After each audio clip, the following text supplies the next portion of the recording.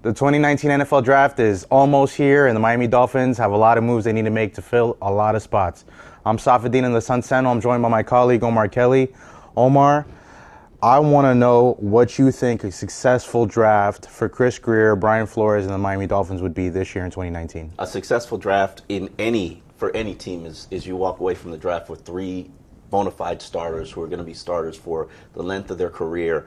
I'm talking about a starting right tackle. That to me is the number one thing. I don't want to move Jesse Davis to right tackle. I want him to stay at his home spot at right guard and continue to develop. I'm talking a pass rusher, not just one, but two, because right now you've only got Charles Harris as the only proven pass rusher. And is he really proven? The answer is no. The answer is no. And you need guys who are a little bit more scheme diverse. And then the third thing that I want to address, and this might come out of left field, is I think you need to go cornerback. Really? And okay. Not just cornerback, but I think you need to possibly consider doing it in the first or second round. If Grady Williams is there, the LSU cornerback, I think that he is a proven, established guy who's probably going to be a starter in the NFL for multiple years.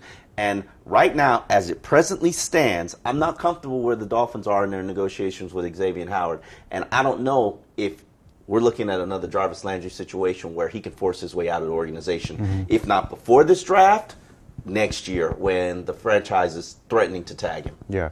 I'm looking at the Dolphins situation here, Omar, and I'm thinking, okay, well, you get a D lineman, you get a D tackle or edge rusher. Maybe you get an offensive lineman, a right tackle in this draft, like you said. But, there's some guys on the board that will be off when the Dolphins pick at 13. I think Florida Gators right tackle Jawan Taylor is off. I think he goes in the top 10. There might be some medical things that might make him slide. The two things that we don't know about in the draft when we're talking about talent is we don't know the medical reports. That's very true. And a lot of times you see guys slide and you're like, why is that guy sliding? Yeah. And then we also don't know the character reports. Mm-hmm. We might hear wind of some things, but some guys just come across like prima donna divas and turds, and teams know it, and they just don't want any part of it. Yeah. I think a successful draft for the Dolphins here, Omar, is you got to address the right tackle need. Mm-hmm. You need to get an edge rusher or two. You need to get a defensive tackle to help you up the middle there. Cornerback seems like a pertinent need, obviously, because of the Xavier Howard contract, and you're hoping to keep him under tow for the next 2 years at least. You're not riding with Eric Rowe and Cordrea Tankersley. I'm trying to ride. I think Minkah Fitzpatrick should play cornerback. So you are on board. I'm on board with Minkah Fitzpatrick. Officially with Minkah Fitzpatrick being a cornerback. You remember his best play last year? It was at cornerback. It was the Vikings game where he picked off that pass. He read it before and scored a pick-6 touchdown.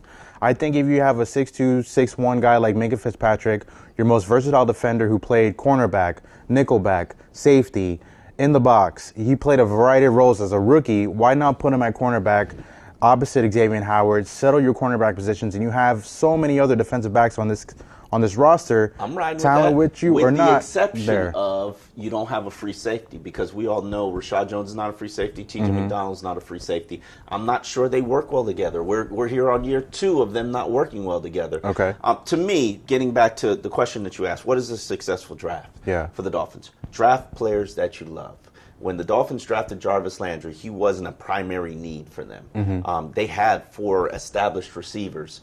They just knew that they couldn't pass up on Jarvis Landry. And if a talent like Parrish Campbell or Nazir Adderley is there in the second round, even though they're not positions of need, got to go get them. Wide receiver is another big position of need, Omar. Let's not forget that. I think wide receiver is a huge need. I think running back's a huge need for this team, too. You only got Kenyon Drake and Kalen Ballage on this. Devontae Parker?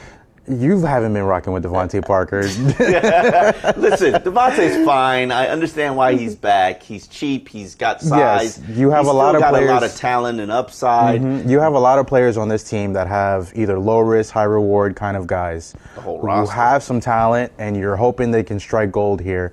But wide receiver is a position on this team in the past, 2 decades, where they've drafted only probably a handful of receivers that have worked out really well. Chris Chambers, Brian Hartline, Jarvis Landry. Those are probably the top 3 receivers I can name for this franchise in the last 20 years. If you get a guy like Perez Campbell, yes. If you get a guy like Riley Ridley from South Florida, yes. You get a guy that can develop into a number 1. He'll be better than you know it. Yeah, and that's what you're kind of hoping for in this draft. You're hoping for players with potential that can develop into starters. To me, you're talking about a position where it's one of the deepest spots in the draft. Wide receiver is a deep spot. Safety is a deep spot. Center. Oh, my God. I would love it if the Dolphins walk away from the draft. There are 6 centers who I can tell you are going to be day one starters. If you need a center, I know Daniel Kilgore's still here, but I'm drafting the center. Draft one here, and I'm moving him to guard. There are certain ebbs and flows of the draft where if you need a defensive tackle, don't wait because it's going to be gone by the time you get to the 3rd round. I agree. If you need a right tackle, don't wait because it's going to be gone before you get to the 3rd round. Pass rushers, I'm not very happy with where this draft is depth-wise from a pass rusher standpoint. Yeah. There aren't a lot of players. Dolphins are running a hybrid scheme, allegedly. Yeah. There aren't, like Brian Burns from Florida. Florida State. Yeah. Florida State.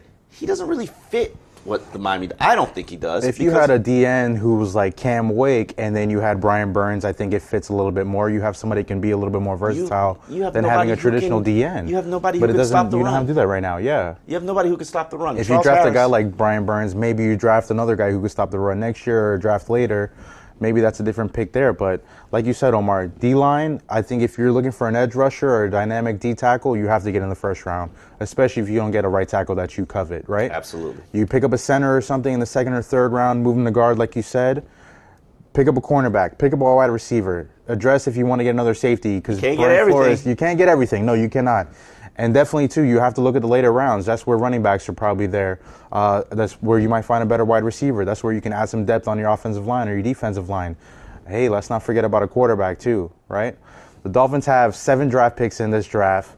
They got to trade down to get some more because there's no way that you can walk out of this draft with seven draft picks. You got to walk out of this draft with at least 10 selections. If you look at this roster, it is barren. So you rather trade down, have 10 picks, than draft 7 guys and sign way more undrafted guys? No, I think you can still have 7 draft picks, but I think you can put yourself in a situation where you could be the team that the top talent undrafted players go to, because if you look at this roster, it's wide open. Yeah. In terms of, if you're not a tight end or a safety, it's wide open. You could make this 53-man roster, and that's what all draft picks look towards. And then look at the Steve Ross's situation. So what if I guarantee $20 million of your contract? And if you don't make the team, I eat that money. Oh, big deal. If I'm guaranteeing $20 million of your contract and I keep you around for week 1 and then waive you week 2 for practice squad, okay, I've earned my money back. So I think you need to get creative with some of these contracts. But the Dolphins, they definitely need to be the number 1 free agent team, a rookie free agent team in the NFL, and that's by giving away guaranteed money. Omar, how many of these videos you think we can do until we can have 20 million? We could just eat away like that, no problem. I can't even live. I can't even live in a world where I'm eating away $20 million. This is Omar Kelly. I'm Savedin. Thank you for checking us out on sunsano.com.